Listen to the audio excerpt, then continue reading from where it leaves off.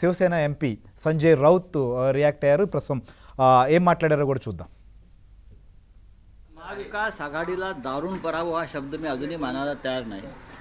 जे निकाल मला दिसत आहेत त्यानुसार माझ्या तोंडातून एकच शब्द बाहेर पडला, आमच्या कुछ गडबड आहे.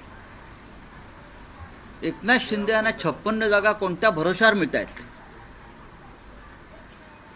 अजित पवारांना 40च्या वर जागा मिळत आहेत. आणि असं काय देवेंद्र फडणवीस, मोदी आणि शहानी दिवे लावले इथे की त्यांना 120च्या वर जागा मिळत आहेत? महाराष्ट्रातलं वातावरण आणि महाराष्ट्राचा कल ज्या पद्धतीने होता, आम्ही फिरलोय, आम्ही ग्राउंडला होतो, जमिनीवर होतो. हा निकाल लोकशाहीचा कौल मानण्याची जी प्रथा परंपरा यापूर्वी आम्ही पाळलेली आहे की लोकशाहीचा हा कौल आहे, आम्ही मानतो.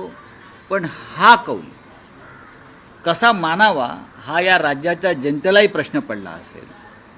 शरद पवार साहेबांनी या महाराष्ट्रात तुफान उभं केलं होतं, बरं का?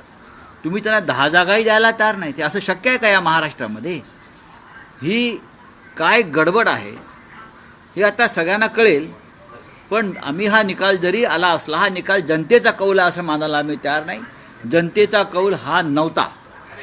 100% मी सांगतो, जय पराजय हे होत असतात निवडणुकीमध्ये. जय पराजय, हार जीत लोकशाहीमध्ये हे होत असतं आणि त्याच्याविषयी आम्हाला काही म्हणायचं नाही. पण जे निकाल लावून घेतलेले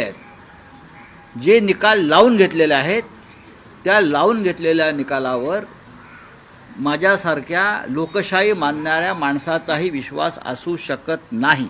राऊत साहेब, पण जे निकाल आहेत पूर्णपणे दिसतंय की लाडकी बहीण या योजने मला असं वाटत नाही. कारण याआधी म्हटलं जात होतं महाराष्ट्रामध्ये लाडके भाऊ, लाडके आजोबा, लाडके काका, लाडके मामा, लाडके दादा नाही आहेत का?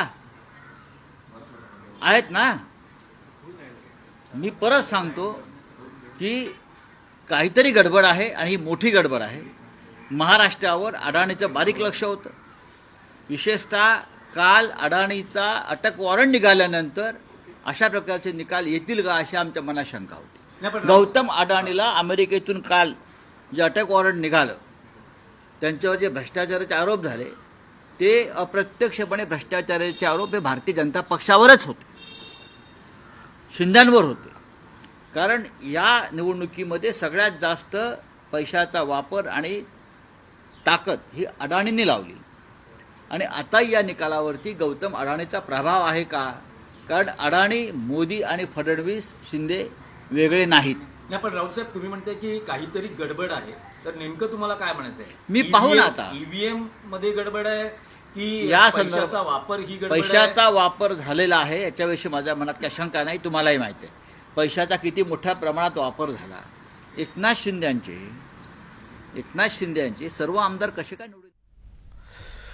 రైట్, మనం చూస్తున్నాం ఒక సంచలనమైనటువంటి ఆరోపణలు అయితే చేశారు. ఈవీఎంలను మేనేజ్ చేశారు, ఆ ఫలితాలే ప్రస్తుతం మహారాష్ట్రలో కనిపిస్తున్నాయని చెప్పి సంజయ్ రౌత్ పార్లమెంట్ సభ్యులు కూడా ఆరోపించినటువంటి పరిస్థితి. ఎందుకంటే గ్రౌండ్ లెవెల్లో చాలా క్లియర్గా గత పార్లమెంట్ ఎన్నికల్లో కూడా కనిపించింది. కానీ ఇక్కడ ఎలా తారుమారవుతాయి అనేది కూడా ఆయన ప్రశ్న. ఇక మహారాష్ట్రలో మహాయుతి ప్రభుత్వం, డబుల్ ఇంజన్ సర్కార్ ప్రభుత్వాన్ని ఏర్పాటు చేయబోతుంటే జార్ఖండ్లో కూడా ప్రస్తుతం అధికారంలో ఉన్నటువంటి జేఎంఎం కాంగ్రెస్ సంబంధించినటువంటి సర్కార్ తిరిగి అధికారంలోకి రాబోతుంది. క్లియర్గా ఈ రెండు రాష్ట్రాల్లో కూడా మెజారిటీలు